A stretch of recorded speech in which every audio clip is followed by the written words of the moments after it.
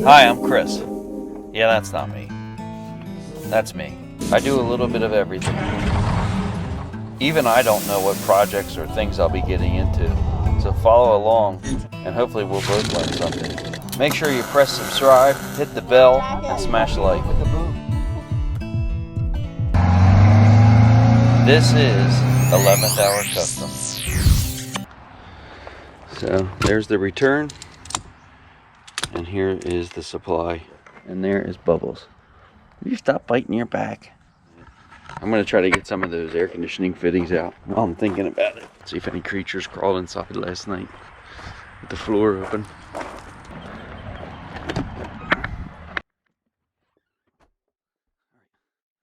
So far so good. Lights. Camera. So she had a couple of wrenches. And we're going to delete whatever we can on this AC stuff. Because this jumbled mess here is a problem. Cut this tube out, pull that out from the back because that just dead ends, and cut these pipes, take that fitting out. There's no reason to keep any of that stuff in there. Wipe out now and make like some kind of aluminum plate to cover up the rust for now. I know that's not the proper solution, but better than what we had, which is rot. Oh, look. You son of a bitch. She remembered how to get in here. I should have known. Unbelievable. I wonder if she slept in here last night. So I just wanted to show pulling those hoses out. You can see the zip ties gathered as I pulled them out at each bulkhead. These are like foam. They had figure 8 zip tied. Oh my god. They figure 8 zip tied the two lines together the whole way, and I'm gonna do the same when I put these new ones in. Pal, get out of there. So there's no reason we can't salvage most of the plywood that was in here because it almost fits a certain way. We'll do a little work and see if we can deconstruct this air conditioning system here. I'd like to say we're at the halfway point, like the turnaround point, but we're not.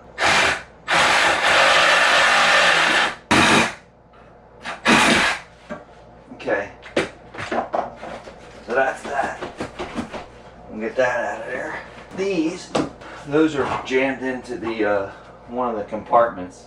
We'll see if we can get them out of there. That'll open up some space. This tube you're looking at is like a conduit for the shifter cable and the throttle cable. Loving you better, and the good and bad, and sad. Let's stay together.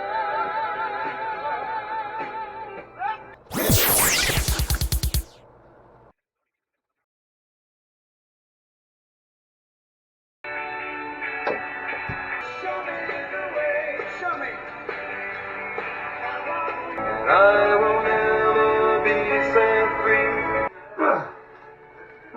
Another clamp down there. That's what's holding us back. You want to be a bus mechanic, huh?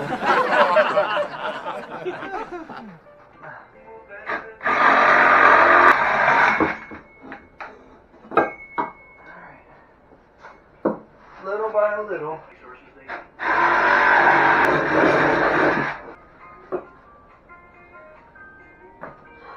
My measurements for the last rib was correct. We can make this hatch go from there to here or there to here. We're going to remove this copper line and this copper line.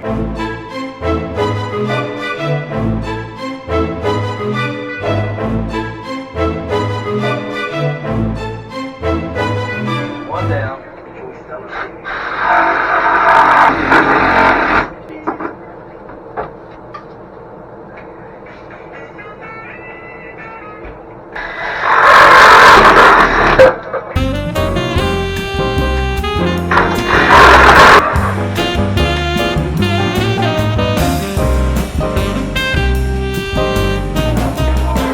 Alright, that's out.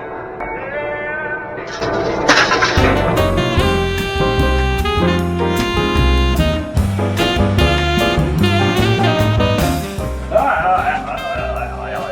Okay. Ooh. Oh my God, my getting old. So we're gonna try to slide that in there. Hopefully the cuts are right this time.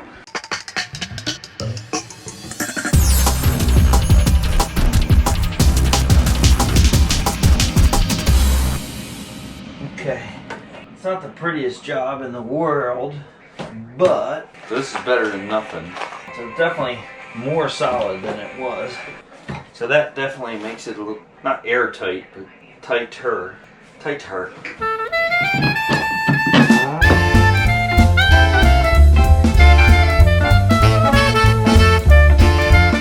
We are going to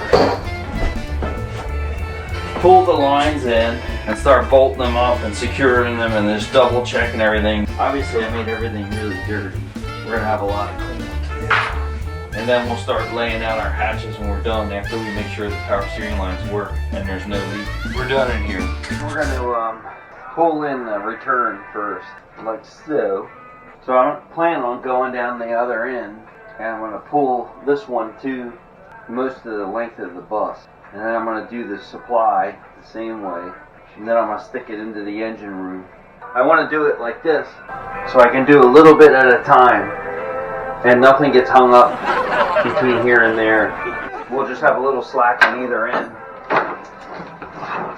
Because I got to uncoil this as we go. So on the return line, this goes on the canister in the back. And that's a number 10. And the number 8 goes in the front. We're going to run it the same way we had it.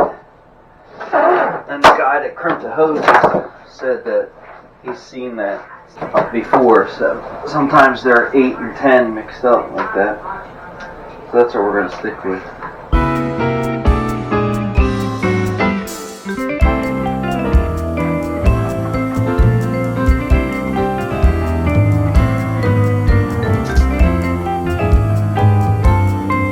We're going to stick a cap in the end.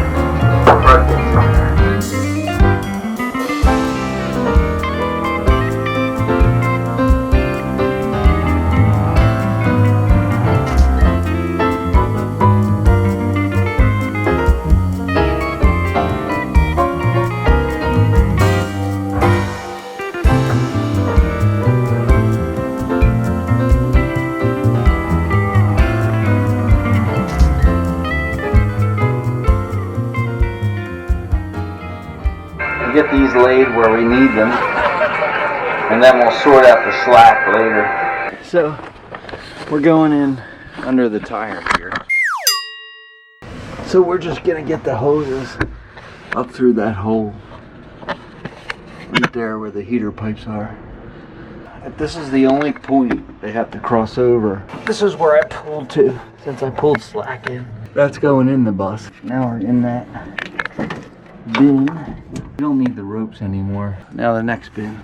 There's remnants of a bird. Cats. There's the steering box right there. So we got to try to sort around this to over there. Over this bin.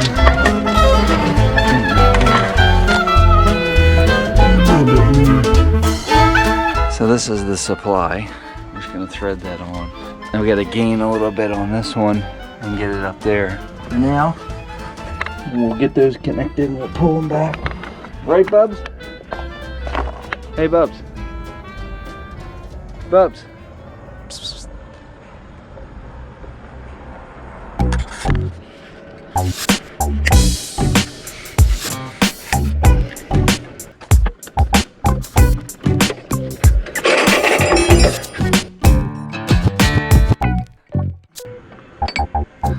Okay, so we just gotta sort that out. So the front's bolted on. We just get it in the back and we can start securing it in the engine bay. Call it a night, but I don't think we're gonna get that far.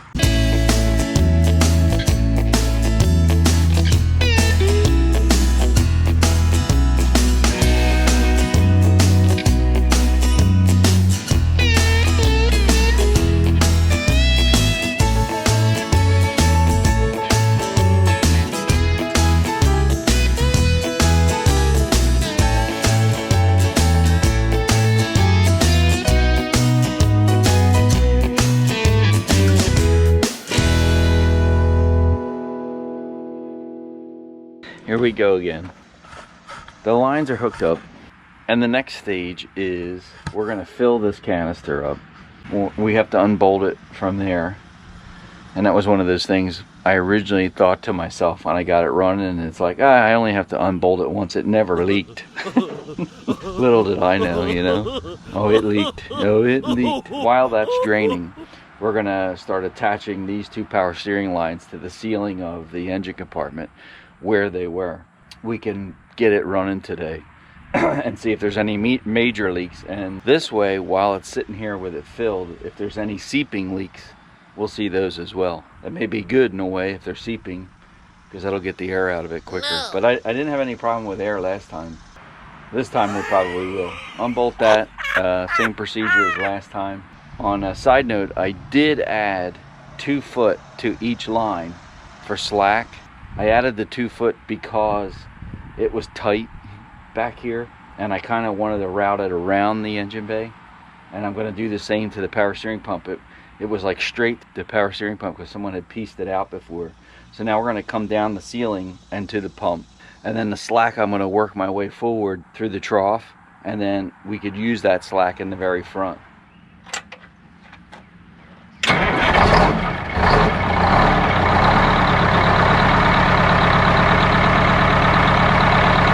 So that's just drained. Let's go shut that off. Check the front real quick. No noise and no drips here.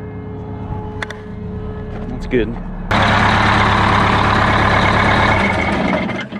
Everybody makes mistakes, and I make mistakes a lot. We're going to take this back off, reroute it, and then go back to filling. I'm going to go get a couple bungs to stick in the 2 fittings just in case there's residual. But so far so good, no leaks. Alright, here's the trick shot. 2 bungs, 2 wrenches.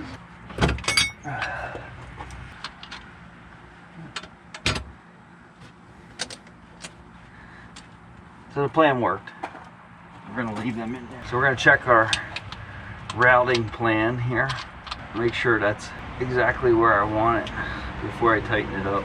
This cardboard's on top of the batteries because, believe it or not, when you lay on batteries, man, I was all sweaty and I laid across them and I got shocked big time. It's a lot of cranking in.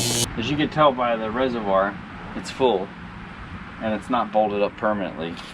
So I'm going to start the bus again and let it pull it forward. Fortunately, we got to use this bump switch because I still got a problem.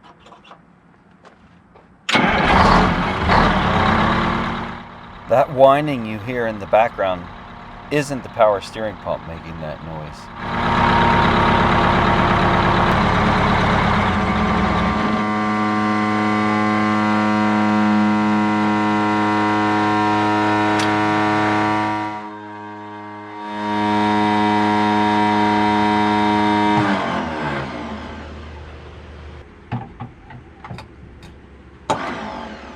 What the hell that noise was? Is a starter. So the bus has been running now for a few weeks. Since the day I started it, I was having issues with the starter, and that was in the video of the motor starting. But now, a few weeks later, with the new solenoid, it shorted out. I guess the solenoid shorted out, and it's just giving power right to the motor. So, taking advice from my buddy Joe, he said just take the signs as it's time to replace the starter and just replace it. So I'm going to disconnect that hot leg so I can work in this compartment, and I'm going to move on with my weekend of just trying to get the power steering lines finished and the front end done.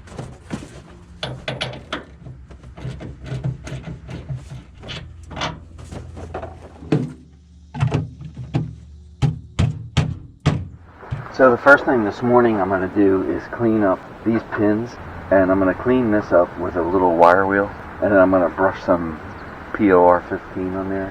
While that's drying, we're going to finish mounting the power steering line.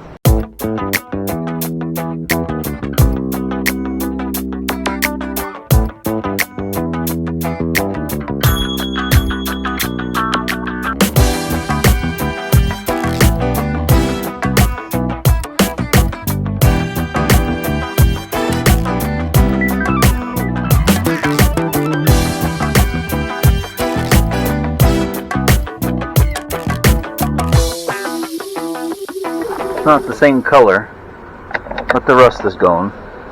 Some of it. Looks pretty good. That's the first coat. Last night before I left, we had a little incident with our pop rivet. I'm gonna explain what happened. I had that riveter. I was trying to put it in here, so long story short, I thought there was an electrical wire up there because I had a flash. But I really think I made contact with that post, energized the cutters, and then when I touched that, it flashed. That would be my guess. I don't think there's wires up there. Stupid thing, but you know. But anyway, we're gonna try to use that hole and put another cushion clamp in with a bigger screw. Then we're gonna try to mount the two hoses together back here, and we'll pull the slack inside, and then the rest of the work will be inside. I wish I filmed the flash, but I didn't.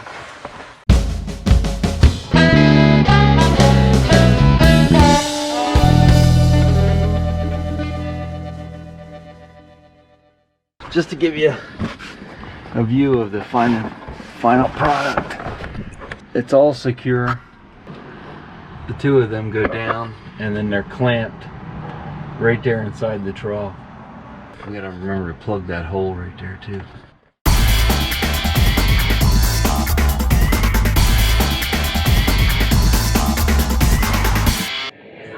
There's the beginning. Next will be up front there. So this is going towards the back. So here's the hose. And then right here, we put individual clamps, which I think are supposed to be like that, to go over that seam with the screws in it. So you see, there's the same mount here. We put cushion clamps. Then went back, went through the foam, went over this line. Probably put rubber around that, put a clamp there. Went underneath, and we'll probably put rubber down below here. Around, put a clamp to keep it off the corner. Back up, down, into the engine bay. We have another situation up here. So when they cut this panel loose from the frame here, it was never pop riveted back. You can see it's chafing the air hose, so I'm gonna clamp it up like this, put a clamp on it, and put a couple pop rivets in it for now.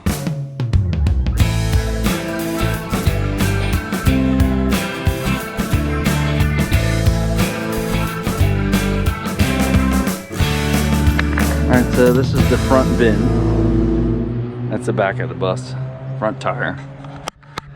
So we're just gonna tidy this up, make them secure.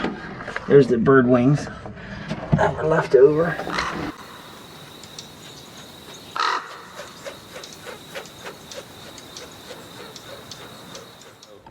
This is the main project for today, besides the front end.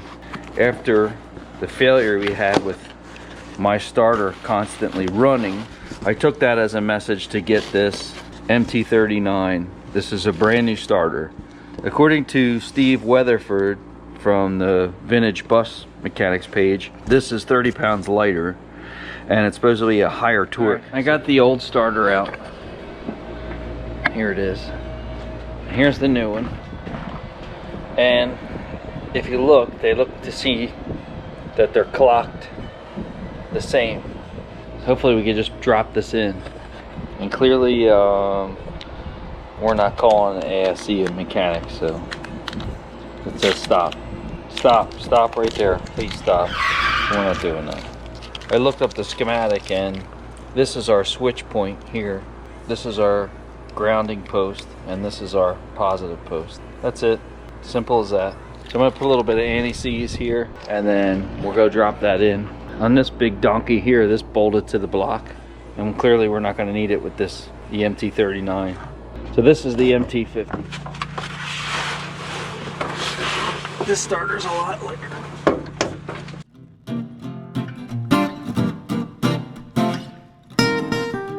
It's 18 millimeter.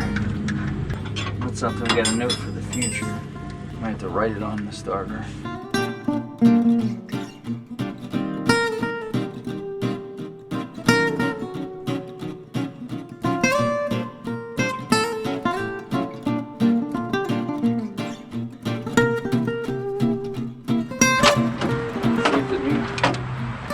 starter does the trick.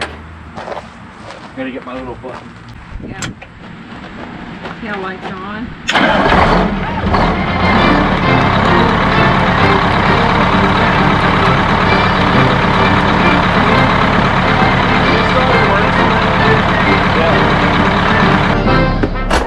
We're gonna work the steering wheel back and forth and get the air out. I want to see if the lines move. I use you as my eyes.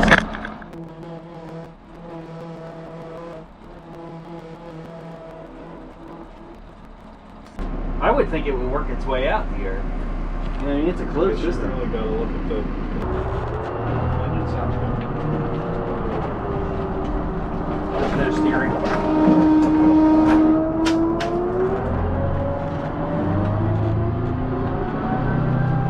A lot of smoke.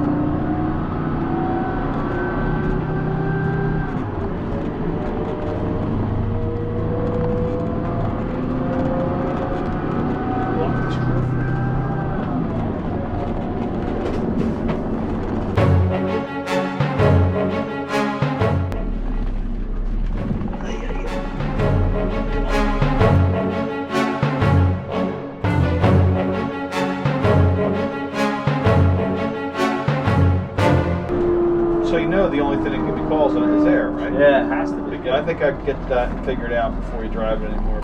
We're filling the canister up and putting a pull on the return line, and it's going down and pulling fluid out. I never thought this would be this big of a pain in the ass. Ah, damn it. That's what I was afraid of. God, I made a huge mess. I knew that was coming. We'll have to see if it got any better. Start it. Get another rag. What a disaster. Everything got transmission fluid on it now. That definitely had to help. Little rag wash. Everything's shiny.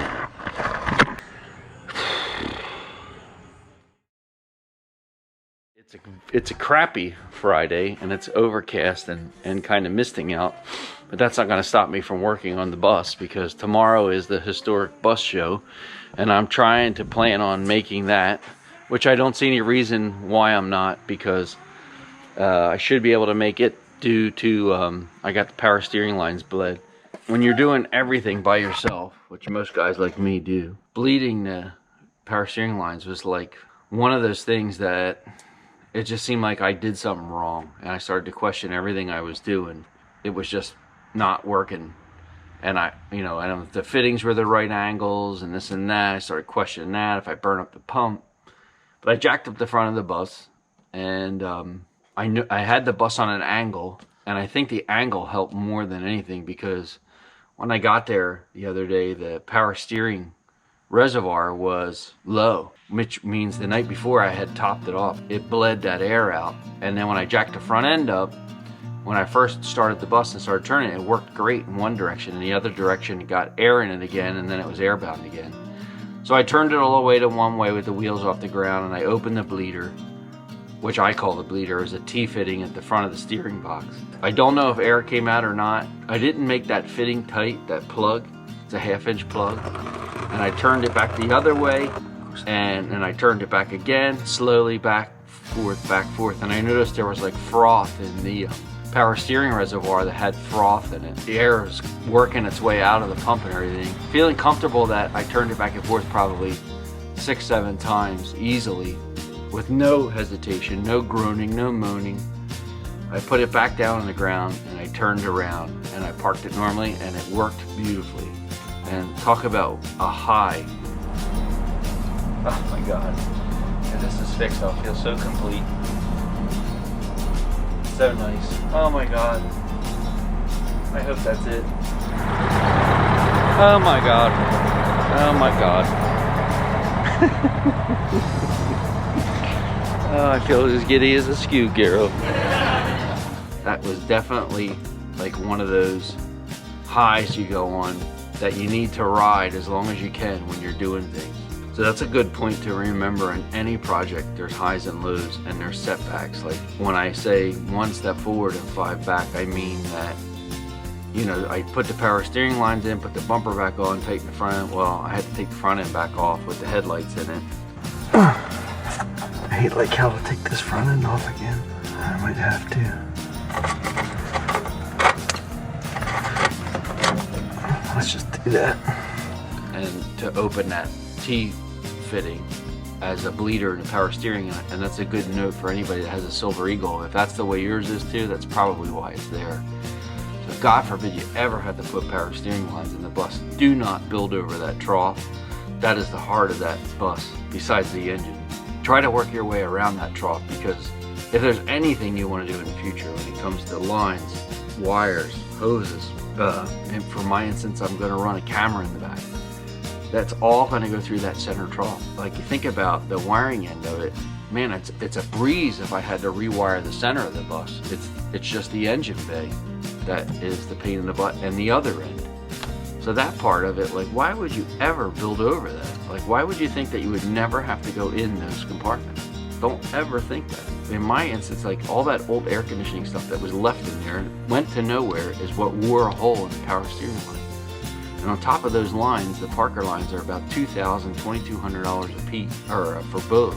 That's just the hose. Don't ever, ever think that it can't happen.